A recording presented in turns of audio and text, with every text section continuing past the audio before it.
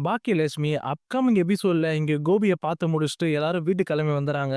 வீட்டுக்கு கிளம்பி வந்தோனே இங்க பாக்கியா வந்துட்டு ஈஸ்வர்ட்ட பேசிட்டு இருக்காங்க. "இங்க பாருங்க அத்த, ராதிகா வந்துட்டு கோபியோட மனைவி. அவன நீங்க வந்து பார்க்கக்கூடாது. கோபிய பார்க்கக்கூடாது அப்படிங்கிறது சொல்றது எனக்கு சுத்தமா பிடிக்கல. அது மட்டும் இல்லாம கோபி சரியாயிட்ட உடனே அவர் எப்படியும் டிஸ்சார்ஜ் ஆகி அவங்க வீட்டுக்கு தான் போய் ஆகணும். இப்பவே நீங்க அவங்கள பார்க்க வேணாம்னு சொல்லிட்டு இருந்தீங்கன்னா, அதுல எந்த ஒரு பயனுமே இல்ல. தயவுசெய்து இதெல்லாம் விட்டுருங்க" அப்படிங்கிற மாரி இங்க பாக்கியா சொல்லிட்டு இருக்காங்க. அது ஈஸ்வரி வந்துட்டு, "என்ன பாக்கியா பேசுற நீ? நான் அவ்வளோ சீக்கிரம் விட்டுருவனா? கோபி எங்க போக போறான்னு நெனைக்கிற? அவங்க வீட்டுக்கு போக போறான்னு யாரு சொன்னது கோபி? கோபி என் கூட தான் இருப்பான். இங்க தான் இருப்பான் வந்து பார்க்குறியா?" அப்படிங்கிற மாரி ஈஸ்வரி சொல்லவும், இத கேட்ட உடனே "கோபி இங்க வர போறாரா?" அப்படின்ட்டு இங்க பாக்கியாக்கு ரொம்பவே ஷாக் ஆயிடுது. இந்த பக்கம் பாக்கியா ஷாக் ஆவ, இந்த பக்கம் ஈஸ்வரி வந்துட்டு, "நான் முடிவு பண்ணிட்டேன். என் பையன் கோபி வந்துட்டு இங்க தான் வரப்போறான்." அப்படிங்கிற மாரி இங்க ஈஸ்வரி சொல்றாங்க.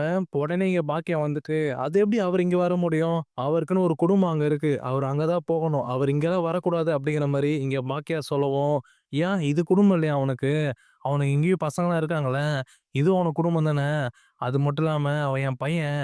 அவன் வந்துட்டு இங்க இருக்கலாம்." அப்படிங்கிற மாரி ஈஸ்வரி சொல்லவும், இந்த பக்கம் பாக்கியா கோவப்பட்டு, "அவரு வரவே கூடாது இந்த வீட்டுக்கு. இந்த வீட்டுக்கு அவர் என்ன மீறி வந்துருவாரா?" அப்படிங்கிற மாரி இங்க பாக்கியா சொல்றாங்க. இந்த பக்கம் ஈஸ்வரி வந்துட்டு, "அவன் ஏன் வரக்கூடாது? அவனுக்கு இப்போ உடம்பு சரியில்ல. அதனால நான் தான் அவன வச்சு பார்த்துப்பேன்." அப்படிங்கிற மாரி ஈஸ்வரி சொல்லிட்டு இருக்காங்க. உடனே இங்க பாக்கியா வந்துட்டு, "என்ன அத்த பேசுறீங்க? நீங்க நெனச்சா அவர வீட்ட விட்டு வெளிய போ சொல்லுவீங்க. நீங்க நெனச்சா அவர வர சொல்லுவீங்களா? உங்க இஷ்டம் போல பண்ணுவீங்களா?" அப்படிங்கிற மாரி பாக்கியா கேட்கவும், இந்த பக்கம் ஈஸ்வரி வந்துட்டு, "பழசெல்லாம் இப்ப கிளறாத. பழசெல்லாம் பழசோட போட்டும். இப்போ நடக்கிறத பேசு. இப்ப அவனுக்கு உடம்பு சரியில்ல. அவன் இந்த வீட்டுக்கு வந்தே தான் ஆகணும்." அப்படிங்கிற மாரி சொல்லவும், "நானும் அதே தான் அத்த சொல்றேன். இப்ப நடக்கிறத சொல்றேன். அவரு இந்த வீட்டுக்குள்ள வரவே கூடாது. வரவே கூடாது." அப்படிங்கிற மாரி இங்க பாக்கியா ரொம்பவே கோவப்பட்டு பேசுறாங்க. அதுக்கப்புறம் தான் இங்க பாக்கியா இன்னொரு விஷயமும் சொல்லிட்டு இருக்காங்க. "இங்க பாருங்க அத்த, உங்க பையனுக்கு உங்க மேல அக்கறை இருந்துச்சு அப்படின்னா, நீங்க அவர வெளிய வச்சுங்க பார்த்துக்கோங்க. இந்த வீட்டெல்லாம் அவருக்கான அக்கறைய வந்து நீங்க குடுக்காதீங்க. அப்படி இல்ல அப்படின்னா, நீங்களும் வந்து அவர் கூடயே போயிடுங்க." அப்படிங்கிற மாரி இங்க பாக்கியா சொல்லவும், இந்த பக்கம் ஈஸ்வரி வந்துட்டு, "அப்போ என்ன இந்த வீட்ட விட்டு வெளிய போக சொல்ற, அப்படிதானே?" அப்படிங்கிற மாரி இங்க ஈஸ்வரி சொல்ல, இங்க பாக்கியா வந்துட்டு, "நீங்க எப்படி வேணா எடுத்துக்கோங்க அத. எனக்கு அது தேவையில்லாதது. அவரு இந்த வீட்டுக்கு உள்ள வரதுக்கு எந்த உரிமையும் கிடையாது. அவரு திருப்பி இந்த வீட்டுக்குள்ள வரவே கூடாது." அப்படிங்கிற மாரி சொல்லும்போது, இந்த பக்கம் ஈஸ்வரி வந்துட்டு, "இந்த வீடு உன் மேல இருக்க இதுவுல தானே பாக்கியா பேசுற நீ? இந்த வீடு உன் மேல இருக்கிறதுனால, என் பையன வந்துட்டு இந்த வீட்டுக்குள்ள வரவிட மாட்டல்ல நீ? நான் இப்ப சொல்றேன், என் பையன் அங்க ஹாஸ்பிட்டல்ல நல்லாயிட்ட பிறகு இங்க தான் வருவான் நேரா. அது யாரு தடுத்தாலும் முடியாது. என் பையன் இங்க தான் வந்தாவான். நீ என்ன வேணா பண்ணிக்கோ." அப்படிங்கிற மாரி இங்க ஈஸ்வரி சொல்லவும், உடனே இங்க பாக்கியா வந்துட்டு, "சரி அத்த பார்த்துக்கலாம். நீங்க எப்படிதான் என்ன மீறி அந்த கோபிய இந்த வீட்டுக்குள்ள கூட்டிட்டு வரீங்கன்னு சொல்லி நானும் பார்க்குறேன்." அப்படிங்கிற மாரி இங்க பாக்கியாவும் சொல்லிர்றாங்க. அதுக்கப்புறம் அங்க இருந்து எல்லாருமே கலைஞ்சு போயிர்றாங்க. கலைஞ்சு போயிட்ட பிறகு இங்க பாக்கியா கிட்ட செல்வி பேசிட்டு இருக்காங்க. "என்னக்கா உங்க மாமியார் அப்படியே பேசிட்டு இருக்காங்க. கோபி அவர வந்துட்டு திருப்பி வந்துட்டு கூட கூட்டிட்டு வரோம்." அப்படி சொல்லிட்டு இருக்காங்க.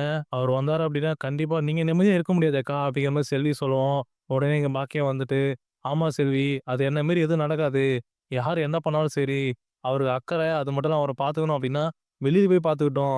வீட்டுக்குள்ள வச்சு யாரும் அவர பார்த்துக்க கூடாது. திரும்பி அவர் வீட்டுக்குள்ள வந்து அராஜகம் பண்றது, என்ன உரிமையா வந்துட்டு எல்லா விஷயத்தையும் வந்துட்டு அடக்கி வைக்கிறது, இதெல்லாம் இருக்கவே கூடாது. இதெல்லாம் நான் திரும்பி வந்துட்டு அனுமதிக்கவே மாட்டேன். கண்டிப்பா கோபி வந்தாரு அப்படின்னா, நான் உள்ள சேர்க்கவே மாட்டேன்." அப்படிங்கிற மாரி இங்க பாக்கியா கோவப்பட்டு பேசிட்டு இருக்காங்க. பாக்கியா வந்துட்டு இந்த பக்கம் பேசிட்டு இருக்க, அந்த பக்கம் ஈஸ்வரி வந்துட்டு செரீன கூப்பிட்டு பேசிட்டு இருக்காங்க. "இங்க வா செரியா, நம்ம அப்பாவ நம்ம தான் பார்த்துக்கணும். என்கிட்ட இருக்க பணத்த நான் குடுக்குறேன். நீ போயிட்டு ஹாஸ்பிட்டல் செலவு எவ்வளோ ஆச்சோ அதெல்லாம் கட்டிடு. அது மட்டும் இல்லாம நம்ம அப்பா கிட்ட வந்துட்டு அந்த ராதிகாவ வர விடாத. அந்த ராதிகா வந்தா அப்படின்னா, அவ போயிட்டு அந்த ஹாஸ்பிட்டல் செலவெல்லாம் கட்டிட்டு அவ பார்த்துப்பா. நீ அந்த மாரி விட்றாத. அவன வந்துட்டு அவன்கிட்ட விடவே கூடாது. அவன் என் பையன். அவன் நிம்மதி தான் எனக்கு வேணும். அவன் என்கிட்ட இருந்தா நிம்மதியா இருப்பான். நீ என்ன பண்ற அப்படின்னா, இந்த காசெல்லாம் எடுத்துட்டு போயிட்டு அங்க கோபிக்கு எவ்வளோ பணம் ஆச்சோ அதெல்லாம் கட்டிரு சரியா?" அப்படிங்கிற மாரி இங்க ஈஸ்வரி சொல்றாங்க. அதுக்கப்புறம் சரின்னு வந்துட்டு, "பாட்டி நீங்க ஒண்ணும் கவலைப்படாதீங்க. நம்மள மாரி அப்பா எங்கேயும் போயிட மாட்டாரு. நம்ம வீடு தான் அவரு வராரு. அம்மா கோவத்துல இருக்காங்க.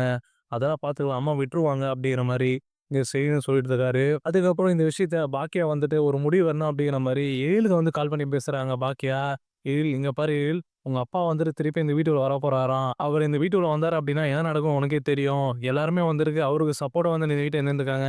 குறிப்பா அவன் பாட்டி வந்துட்டு அவர கொண்டு வந்தே ஆகணும் அப்படிங்கிற மாரி நின்னுட்டுருக்காங்க. இத நம்ம அப்படியே விடக்கூடாது எழில். நீ என்ன பண்ற அப்படின்னா, ராதிகா வந்தாங்க அப்படின்னா, இந்த விஷயத்த எல்லாத்தையும் ராதிகா கிட்ட சொல்லு. நீ இப்ப ஹாஸ்பிட்டல்ல தானே இருக்க. ராதிகா வரேன்னு சொல்லியிருப்பாங்க. அவங்க வந்தாங்க அப்படின்னா இதெல்லாம் அவங்ககிட்ட சொல்லிடு முன்கூட்டியே. அப்பதான் வந்துட்டு அவங்க பார்த்துப்பாங்க." அப்படிங்கிற மாரி இங்க பாக்கியா வந்துட்டு எழில் கால் பண்ணி சொல்லிர்றாங்க. அதுக்கப்புறம் எழிலும் வந்துட்டு, "என்னம்மா சொல்ற? பாட்டி ஏம்மா அப்படி பண்ணிட்டு இருக்காங்க? அவங்க இஷ்டம் போல பண்ணிட்டு இருக்காங்க. இப்ப இவரு உடம்பு சரியில்ல சொல்லிட்டு நம்ம வீட்ல கொண்டு வந்து வச்சோம் அப்டின்னா, இவரு வீட்டையே உரிமையாட பார்ப்பாரேம்மா! இத நம்ம விடவே கூடாதும்மா! அப்டிங்கிற மாரி எய்டு சொல்லிட்டு இருக்காரு. அதுக்கப்புறம் எய்ட்ல வந்துட்டு இன்னொரு விஷயம் சொல்றாரு. "அம்மா நீ ஒண்ணும் கவலைப்படாத. அவங்க அத்தன பேரும் அப்பாக்கு ஆதரவா வந்தா, நான் உனக்கு ஆதரவா இருப்பேன். நான் விடமாட்டேன்மா" அப்டிங்கிற மாரி எங்க எய்டு சொல்லிறாரு. அதுக்கப்புறம் எங்க பாக்கியம் வந்துட்டு, "சரி நீ பார்த்துக்கோ. அங்கேயே இரு. நீ ராதிகா வந்தாங்கன்னா இந்த விஷயத்தலாம் சொல்லிடு" அப்டிங்கிற மாரி இங்க பாக்கியா சொல்லிட்டு கால் வச்சுர்றாங்க. அதுக்கப்புறம் இங்க எழில் வந்துட்டு ஹாஸ்பிட்டல் தான் இருக்காரு. அந்த டைம்ல இங்க ராதிகாவும் வராங்க. ராதிகா வரும்போது ராதிகா கிட்ட வந்துட்டு இங்க எழில் ஏதாச்சும் சொல்லிறாரு. இந்த மாரி பாட்டி வந்துட்டு டாடி எங்க வீட்ல வச்சு பாத்துக்க போறாங்களாம். இது வந்துட்டு எங்க அம்மா வந்து விடமாட்டாங்க. நீங்க என்ன பண்றீங்க அப்டின்னா, டாடி கிட்ட இந்த விஷயத்த பத்தி பேசுங்க. பேசி இது ஒரு முடிவு கொண்டு வாங்க அப்டிங்கிற மாரி இங்க எழில் சொல்லிறாரு. உடனே இது கேட்ட உடனே இங்க ராதிகாவுக்கும் ஷாக் ஆயிடுது. என்ன எழில் சொல்ற இதெல்லாம் உண்மையா அப்டிங்கிற மாரி. ஆமாங்க. அம்மா தான் கால் பண்ணி சொன்னாங்க. பாட்டி வந்துட்டு டாடி அங்க கூட்டு போறாங்க அப்டிங்கிற மாரி. நீங்க பார்த்தவங்க என்ன ஏது சொல்ட்டு எழில் வந்துட்டு ராதிகா கிட்ட சொல்லிறாரு.